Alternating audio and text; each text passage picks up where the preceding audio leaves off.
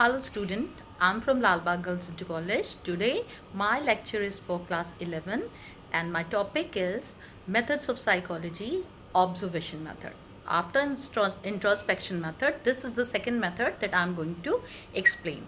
The word observation has a wider meaning and it assimilates the origin of all the sciences because it is only observation that empowers the man to think, to rationalize and justify the events happening in his environment.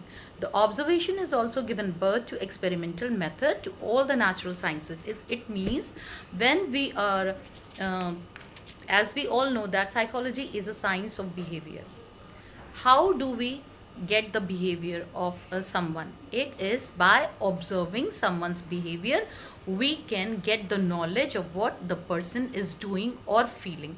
So it's a very important method in psychology through which we can examine someone's behavior.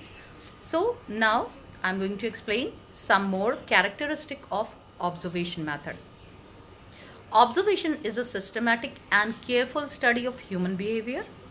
Observation is not merely looking into the event but a method of paying scientific attention to reach the conclusion. Observation is exclusively based on the visual apparatus of our human beings. Observation is applicable to all individual as well as group studies. Observation is a fundamental method of all sciences and social sciences.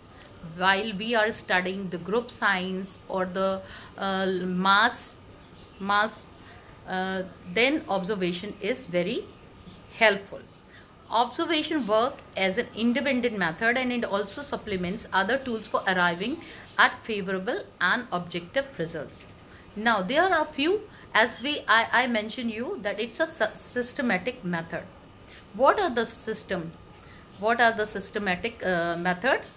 I'm going to explain you some steps of observation method. First, we have to make a plan for our observation.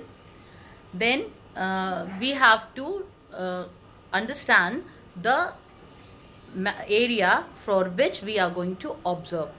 Noting down the behavior, it is not only that we are observing and just thinking that he is doing this and that. We also have to note all the things we are observing, then analyzing, explaining and journalizing. So as a psychological observation are generally carried out on samples of behavior on a small scale, it is necessary for the experimenter to put his result on wider scale to generalize them under the similar condition. Thus finally the result observed can be interpreted and implemented on larger population. It means when we are observing someone behavior, the results can be helpful on larger population.